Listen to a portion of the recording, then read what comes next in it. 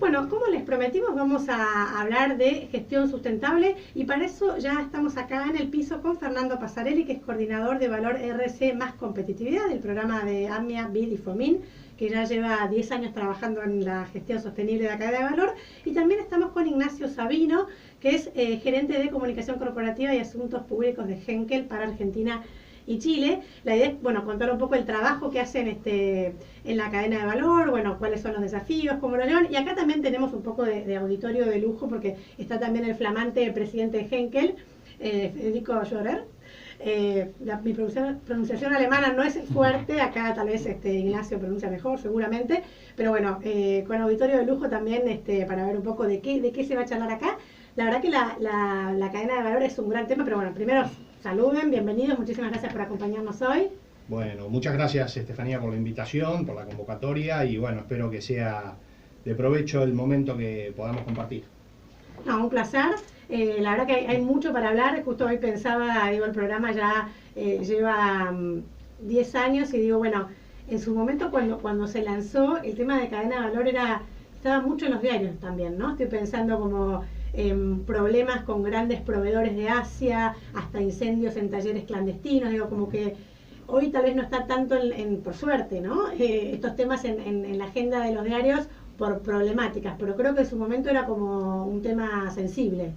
Sí, de a poco, digamos, la dinámica de la temática en la agenda empresarial creo que va mutando desde una perspectiva puramente de riesgos y de impactos, que obviamente sigue viva porque todo negocio tiene un impacto sobre la economía, sobre la sociedad, sobre el ambiente, pero ya va mutando también a la identificación de oportunidades, ¿no? Cómo las empresas están mirando que, digamos, poder desarrollar proveedores, distribuidores, no, están dejando de considerarla como un costo y empezar a verlo como una inversión en función de que, digamos, la competitividad es un concepto ampliado a la cadena de valor. No se puede pensar en competitividad exclusivamente por las variables internas de una empresa, sino que hay que pensar también cómo los aliados estratégicos se alinean.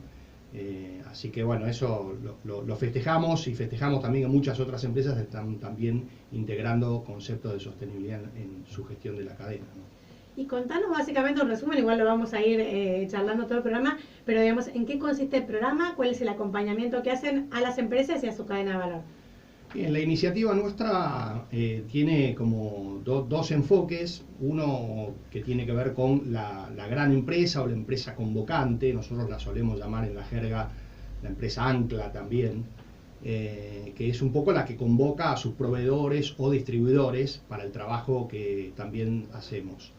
En el primer caso y en el primer enfoque es un trabajo de asesoramiento, de asistencia técnica a la gran empresa para que amplíe su mirada a la hora de gestionar su cadena de valor, comenzando a considerar aspectos que hasta no hace mucho tiempo no los tenía en cuenta. Ustedes saben que básicamente el concepto de compras, por tomar un lado de la cadena, generalmente se ha tomado durante muchísimos años como un concepto transaccional. Allí precio, calidad, cantidad, plazo de entrega y algún otro atributo era lo que se consideraba, las compulsas se desarrollaban bajo esos criterios y hoy las empresas están empezando a pensar de otra forma, ¿no? Porque, por dar solo un ejemplo, un buen precio puede ser producto de una muy buena gestión, pero también puede ser, digamos, el resultado de haber precarizado laboralmente a las personas, de no invertir en seguridad e higiene, de estar afectando con malas técnicas y tecnologías el medio ambiente. Entonces, bueno, todo eso empieza a tener un grado de complejidad mayor y requiere que las empresas, desde el punto de vista de su gestión de su cadena de valor, las grandes estoy hablando, empiecen a ayornarse. Cómo eligen a sus proveedores, cómo los tratan a cada uno de ellos, pensando que la mayoría de las empresas tienen 1000, 2000, 3000, 5000 proveedores. Cómo tratar con ese universo. Y el otro gran enfoque ya se da en la propia cadena, trabajando con proveedores y trabajando con distribuidores, con contratistas, buscando la mejora continua y el desarrollo de planes de mejora que, por un lado, aseguren riesgo y los impactos y, por el otro lado, identificar oportunidades conjuntas para mejorar y fortalecer la confianza mutua entendiendo de que esa confianza le termina retribuyendo a la gran empresa en una mayor previsibilidad en sus negocios y en un vínculo más virtuoso.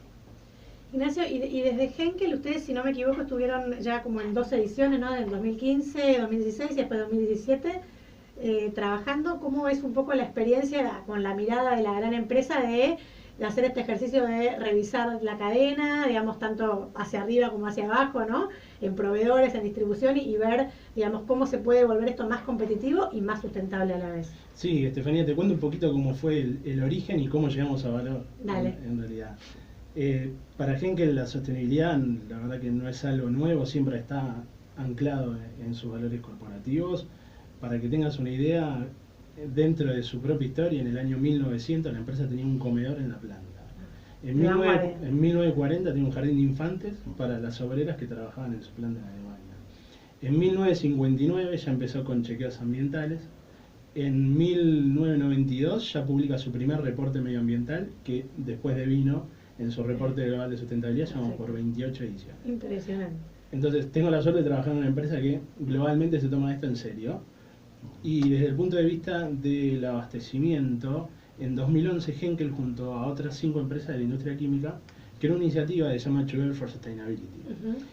Dentro del proceso de evaluación de proveedores estaba la variable de sustentabilidad, pero ¿qué pasa? Iba Henkel y auditaba con determinados criterios, iba otra empresa en la industria química y lo hacía con los propios. Entonces, lo que se buscó de alguna manera con esta iniciativa es generar un sistema de gestión de la cadena de valor que permita precisamente crear una cadena de valor sostenible y que al mismo tiempo sea benchmark para otras industrias. Entonces, ¿cómo se estructura este trabajo? Básicamente se hace una auditoría que sirve para todas las empresas miembros, y esta auditoría puede ser con una autoevaluación a través de un autocuestionario digital y que se hace a través de EcoVadis, como para tener la garantía y la transparencia de esos resultados, y al mismo tiempo también se hacen auditorías presenciales que se hacen con consultores independientes.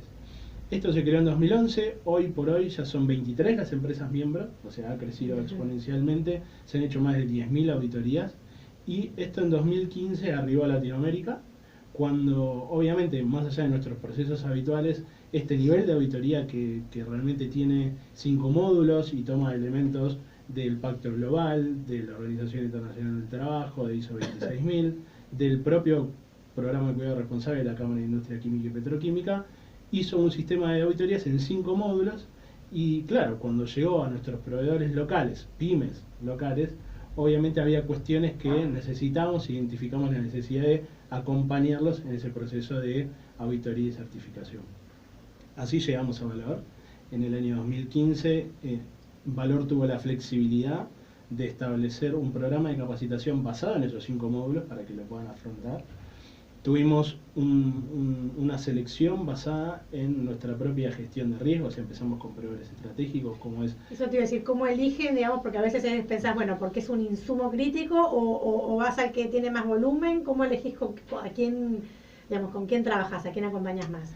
Nosotros tomamos el criterio del impacto, ¿no? Y entendiendo nuestro impacto y nuestra propia gestión de riesgo, decidimos elevar esta vara con 40 proveedores estratégicos. Si bien los alcanzados por esta iniciativa en un principio fueron 5, nosotros lo extendimos a la matriz local y realizamos la capacitación en estos 5 módulos y después un programa de visita de consultoría, ¿no? Eran 12 visitas donde 6 visitas fueron realizadas por un consultor generalista y otras 6 visitas fueron ya específicamente por un consultor especializado en el tema y en el módulo que ellos querían reforzar. Esto nos llevó 2015-2016 con reuniones de diálogo, evaluación de progreso en el medio, que la verdad para nosotros, como decía Fernando, nos sirvió muchísimo para ahondar en temas más allá de lo estrictamente transaccional.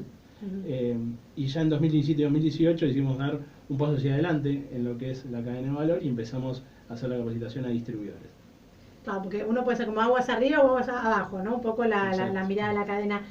Y en general, si tuvieran que decir, esto es muy amplio y variará seguramente según las industrias, pero ¿dónde vieron que había más trabajo por hacer, digamos? Si pensamos en proveedores, si pensamos en distribuidores, y después vamos a los temas que vieron como más o menos complejos, pero ¿dónde, digamos, había más trabajito por delante?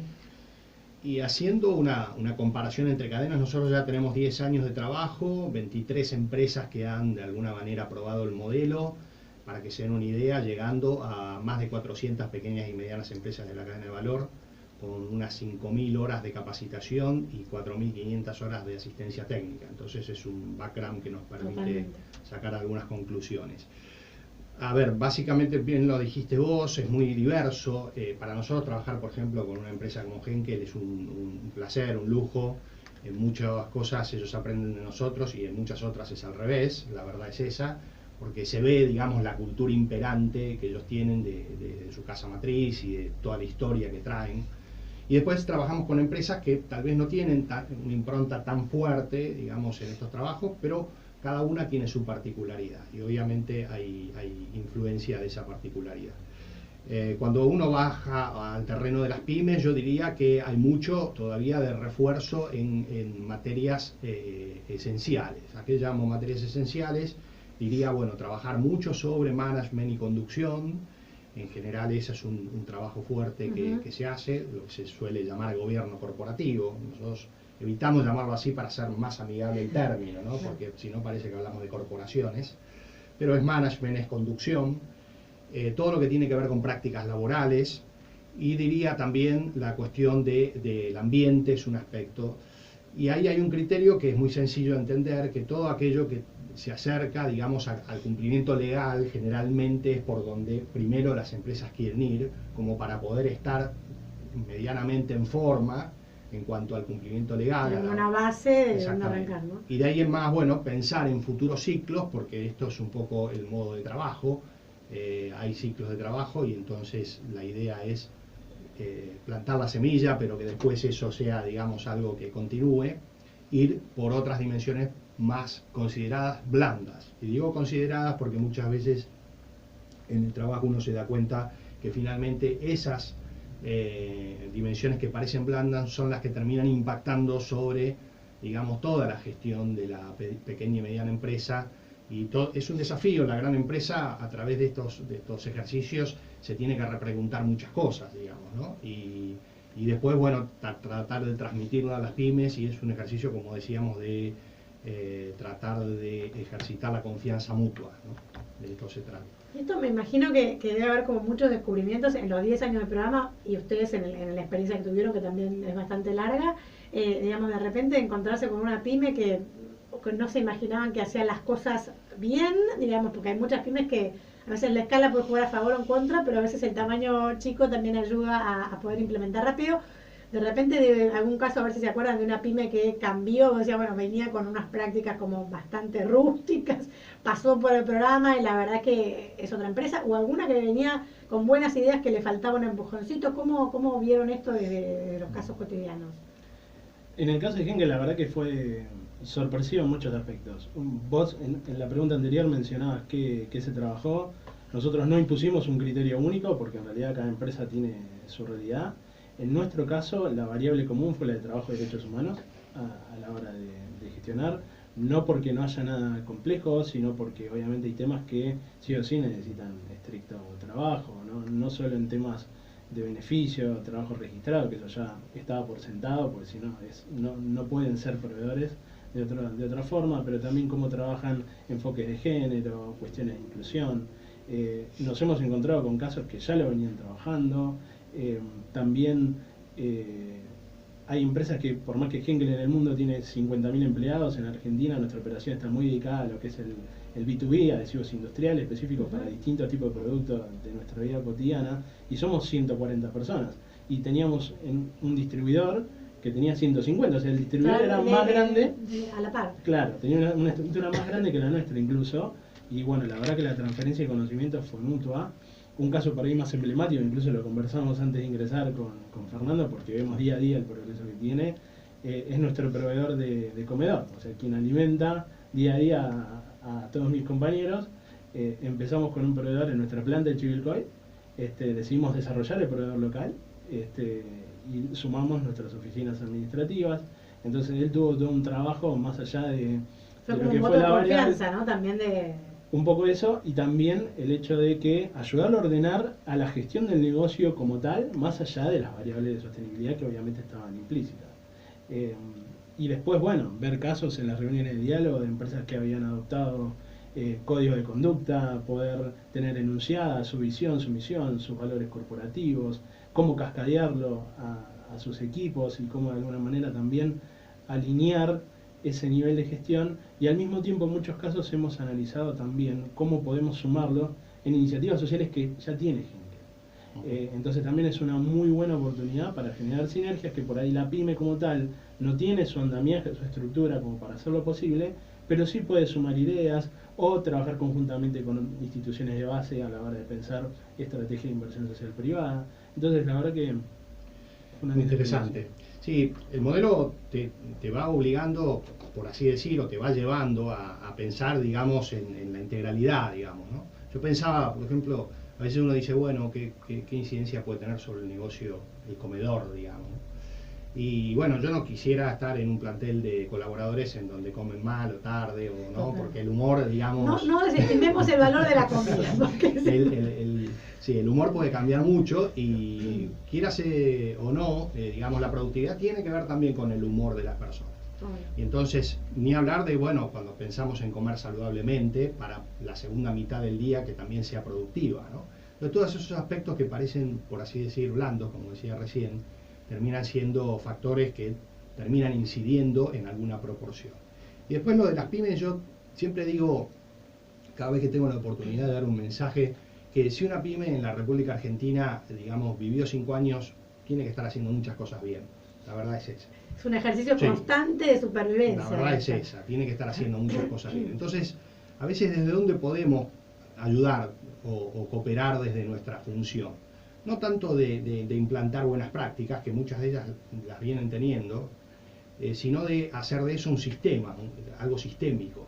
Porque lo que sí pasa mucho en las pequeñas y medianas empresas, por una cuestión de escala esencialmente, es que aparecen como actividades aisladas y no se vuelve sistémico, no se mide, no se gestiona, o se gestiona desde una perspectiva muy personalista o muy, digamos, intuitiva. O sea que el cambio pasa más por el cómo que por, claro, digamos, revelarles algo que tal vez ya lo tenían en el radar, pero no lo logran sistematizar. Claro, hay un poco, digamos, ¿no? Pero bueno, gran parte tiene que ver con eso, con instalar capacidades, y otras veces con sistematizar, digamos, prácticas que les permitan a la propia pyme ser más eficiente. Ha pasado mucho dentro de nuestro programa, que con la eficiencia que han ganado las pymes trabajando con sus empresas convocantes, luego ampliaron su gama de clientes, porque empezaron a calificar, digamos, de mejor manera, y entonces pudieron mostrar créditos, algunas se han certificado en calidad. Bueno, hay de todo un poco en esas 400 que mencionaba, ¿no? Está muy bueno. Estamos hablando con Fernando Pasarelli, coordinador de Valor RCE Más Competitividad, del programa de AMIA BIDIFOMIN, y con Ignacio Sabino de Henkel sobre este programa de gestión sustentable de la cadena de valor. Hacemos una pequeña pausa y ya estamos de vuelta con ustedes. No se vayan.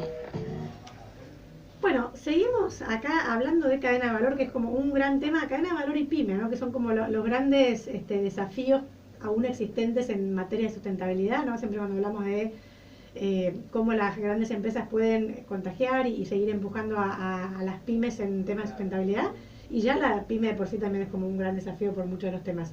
Estábamos hablando hace un ratito acá en el corte también cuáles son los grandes temas, y un tema que empezó a pisar fuerte en lo que tiene que ver con cadena de valor tiene que ver con las materias primas, ¿no? Pensamos en la industria alimenticia y ahora pensamos en aceite de palma.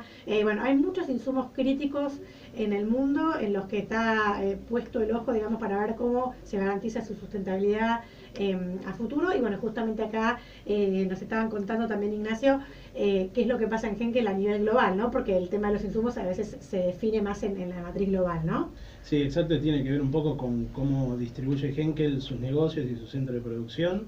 Henkel tiene 3 negocios a nivel mundial. En Argentina está desde 1970 con tecnologías adhesivas, como te comentaba. Y después tenemos negocio de consumo. Tenemos tanto para lo que es cuidado capilar como lo que es cuidado del hogar.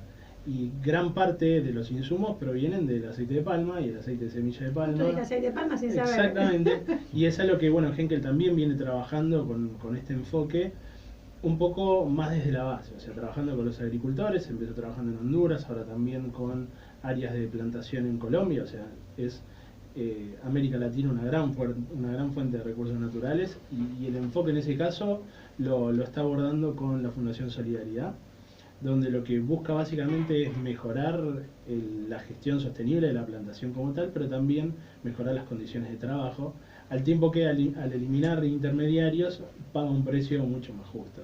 Y ahí es donde bueno, se ven de alguna manera materializadas las iniciativas que cada vez tienen mayor impacto social por un lado y ambiental al mismo tiempo. Otro enfoque muy fuerte que acaban de presentar también es la nueva estrategia de packaging, donde también el tema de plásticos es un tema cada vez más fuerte en agenda, y también entendiendo que el mayor impacto de todos los productos viene precisamente después del uso, o sea, cuando llega a la disposición final. Entonces, esta estrategia tiene como 9 dimensiones, donde lo que se busca es gestionar por un lado empaques más inteligentes, que se puedan reutilizar una y otra vez, que puedan incorporar plástico reciclado, pero también generó una alianza con Plastic Bank en Haití, donde se abrieron 3 centros de recolección de residuos plásticos antes de que ingrese al océano, también pagando por ello un precio justo, además de elevar capacidades a través de ayudas económicas o ayudas en especie también. Hoy por hoy ya tenemos el 25% de los productos que se están produciendo en Europa contienen plástico social, y el objetivo es contener el 100% de plásticos reciclables para 2025 en Europa, donde están de alguna manera... Es un objetivo de Henkel. Es un objetivo de Henkel, y es donde saben o están más establecidos quizá los mecanismos de recolección. En la medida que nosotros tengamos cada vez más negocio de consumos en América Latina, los productos que van a venir con esa condición. ¿Y cómo vemos, Fernando, esto? No hablamos de la responsabilidad, y hablamos de esta responsabilidad extendida, ¿no? De la cuna hasta la tumba, y en ese sentido todo el tema de la disposición final es un gran tema. ¿Ves que hay como un cambio de mirada en Argentina, digamos, en cuanto a, bueno, tener esta visión de la cadena de valor más extendida, ¿no? Que no termina acá, sino que vaya hasta el final, y cómo trabajar, digamos, con esos últimos eslabones? ¿Cómo lo ves? Sí, yo creo que hay avances en la temática. Empiezan a tener puntos de intersección distintas temáticas que básicamente o apuntan a algo similar o se cruzan en algún momento. Pensando en lo que vos planteabas, pienso en economía circular, ¿no? Nosotros estamos desde Valor liderando un espacio dentro de la red argentina del Pacto Global sobre la sostenibilidad en la cadena de valor. Estamos con 18 empresas desarrollando protocolos, modelos para proveedores. Y también hay otro grupo sobre economía circular. Entonces vemos mucho punto de contacto, mucho punto de contacto.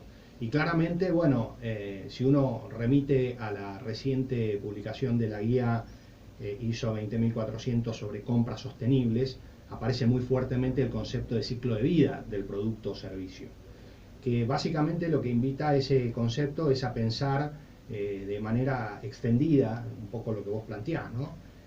Por ejemplo, los compradores empiezan a preguntarse cuál es la lejanía versus cercanía del producto que se está comprando, no porque tenga necesariamente una incidencia relativa a costos puros, sino más bien por todo lo que tiene que ver con el impacto al medio ambiente, por todo lo que tiene que ver con tardanza o, digamos, cercanía, por todo lo que tiene que ver también con desarrollo local.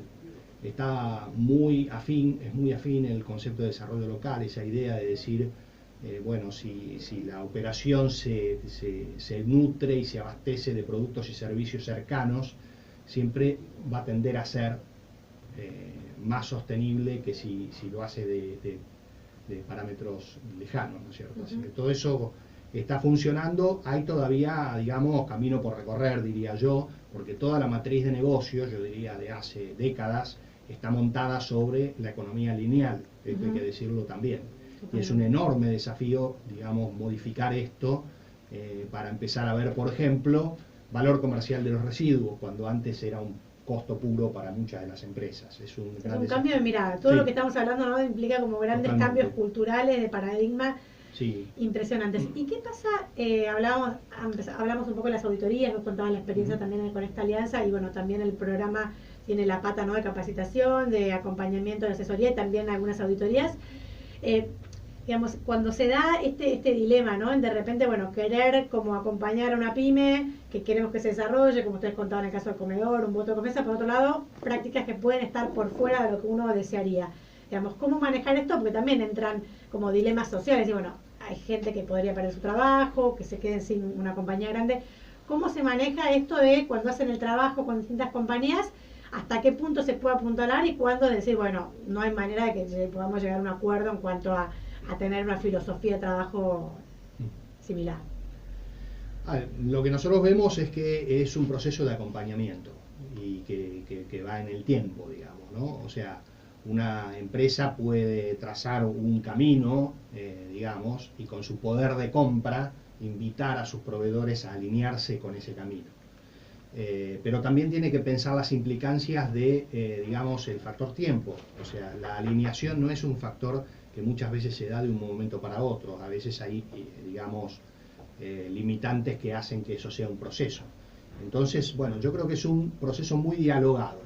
Es un poco lo que marcábamos al comienzo. La transacción es, me cierra, la hago, punto, otra cosa. Y sigo en la vuelta que viene, bueno, otra compulsa, otra licitación, y si calificás. Y después te voy a hacer un párrafo, si me permitís, sobre procesos de aprendizaje en el factor de compras. Pero la idea ¿cuál es? Es pasar, digamos, a un proceso mucho más dialogado, en donde el acompañamiento de la gran empresa a los proveedores sea mucho más asistido. Por supuesto que si la empresa proveedora no quiere subirse a esa temática, bueno, la propia adopción de una filosofía diferente en el tiempo separará a tanto el proveedor del comprador. Pero no como un hecho, digamos, de transacción, sino más bien como algo más asistido. Y hablabas de la gente de compras, ¿no? Digo, uno piensa como, tal vez en estereotipos, pero digo, históricamente era lo que vos decís, bueno, tiempo, precio y no me vengas con otras variables. ¿Cómo han ido evolucionando la mirada de este sector de la mano de programas como este? Ustedes también pueden contar un poco la experiencia, pero digo, ¿cómo?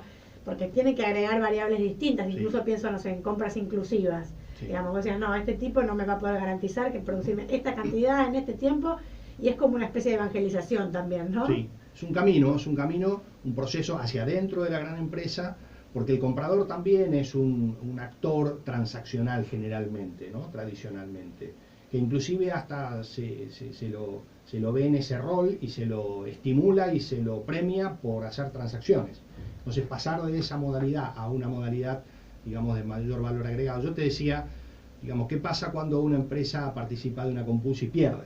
Esta es una... Generalmente sabe que pierde y que no ganó y que, bueno, en la próxima tendrá la revancha.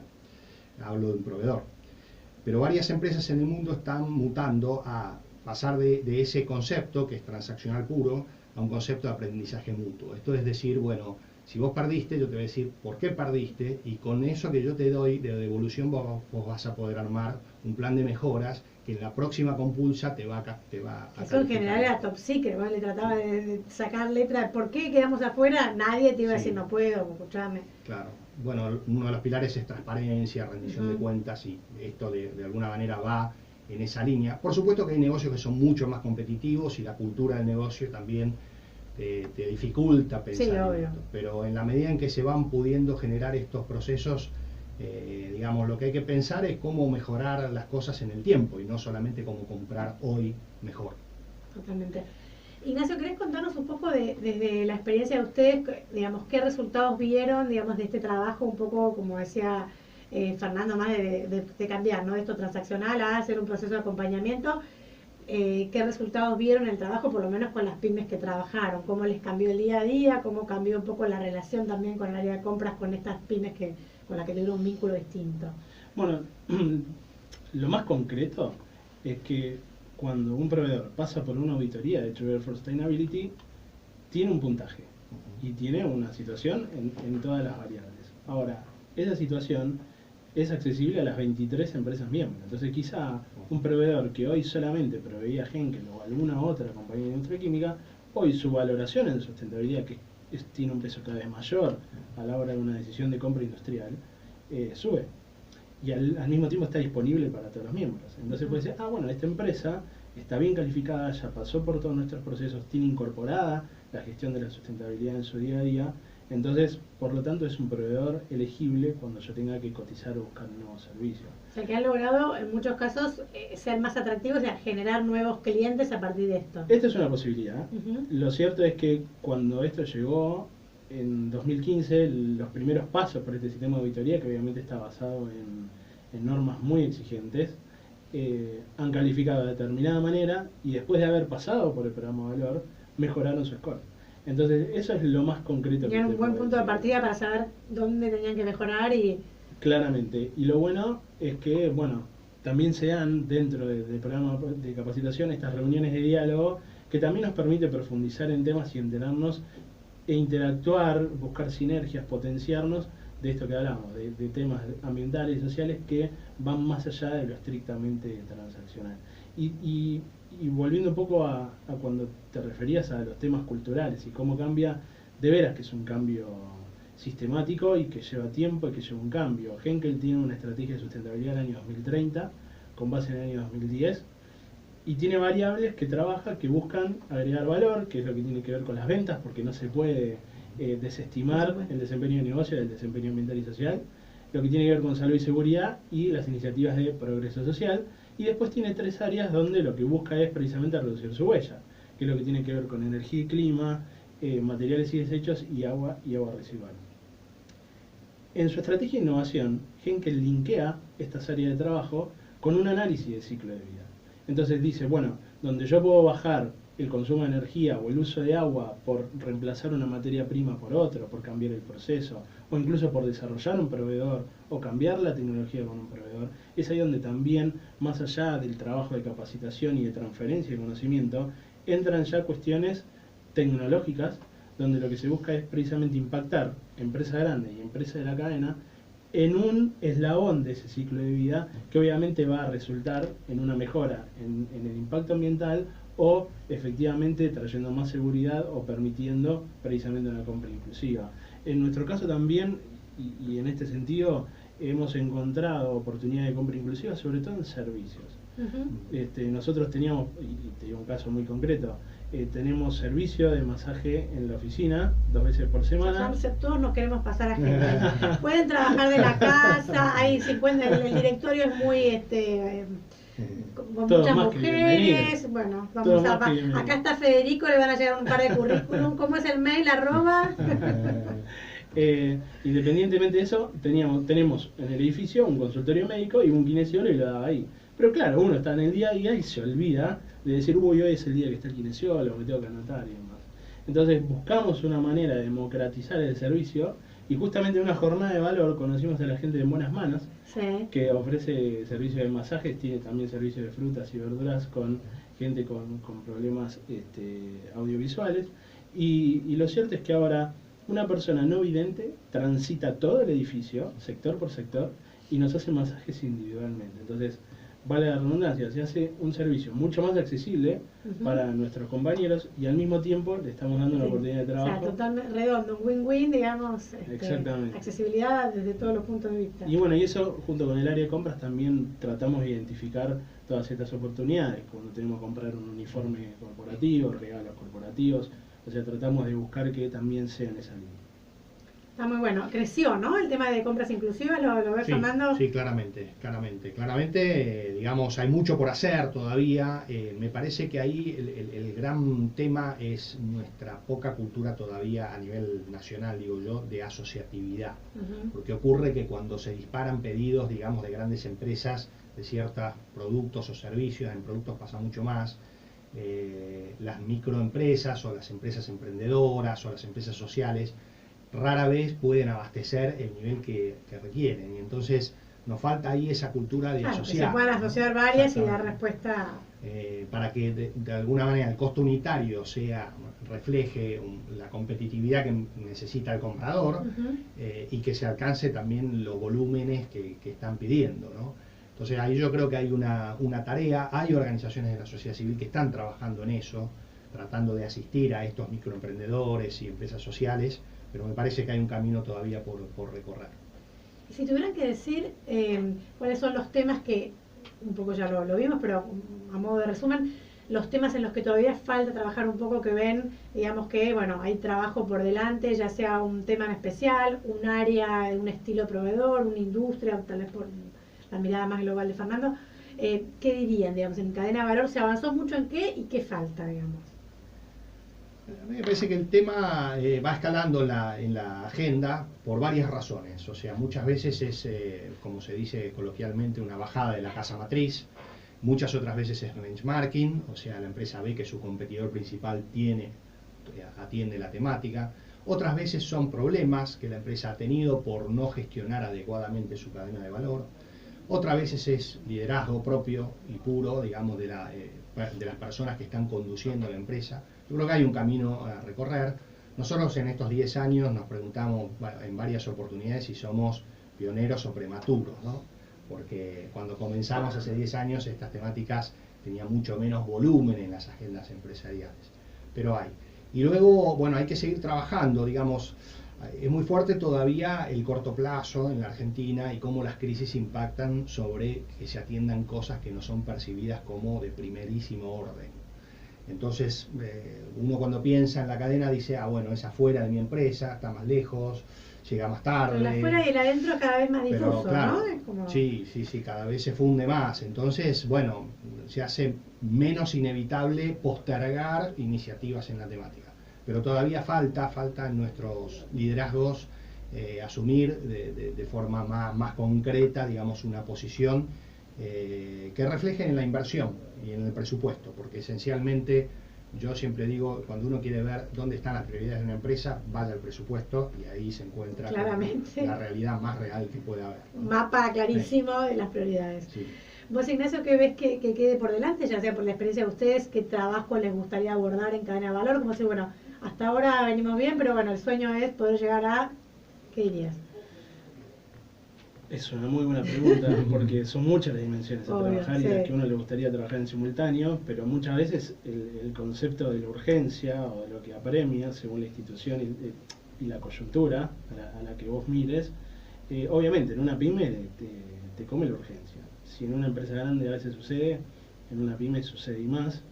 Creo que, como vos bien decías, esto es una transformación, como toda transformación lleva tiempo, y sobre todo el cambio cultural. Y no solo en las pymes, no solo en las empresas, sino a veces a nivel cultural argentino. Uno mira la factura de luz y mira el monto. Entonces, de golpe empezar a enseñar a mostrar los kilowatts que se consumen, qué iniciativas se pueden usar para reemplazar por fuentes de energía renovables, para bajar el consumo.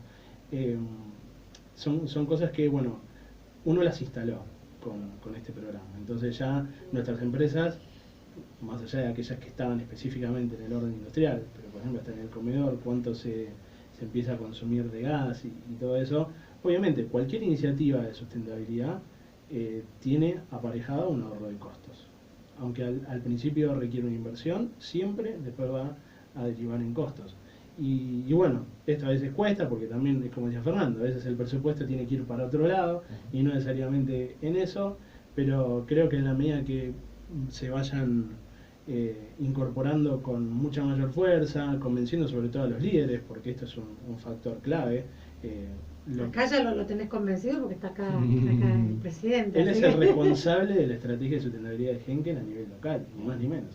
Entonces, ¿qué responsabilidad? En la medida que eso esté incorporado en la cabeza del liderazgo, que el hecho de que permea las distintas áreas de la organización, sea grande, pequeña, chica, es mucho más fácil. Bueno, antes de pedirnos, le quiero preguntar a Fernando por lo que se viene, porque parte también del desafío de valor tiene que ver con unas jornadas que ya hubo 5, si no me equivoco, y ya en este 10º año me parece que deben tirar la casa por la ventana, claro. Así que contanos qué se viene. Bueno, le decía antes de entrar a Nacho que no le puedo echar la culpa a nadie, pero este año se nos ha ocurrido hacer 5 eventos producto del 10º aniversario.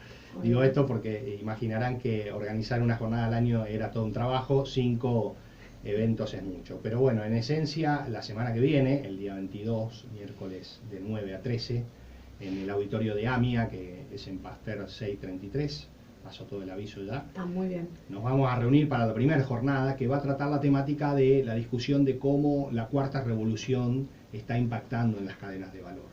toda la transformación tecnológica, la globalización.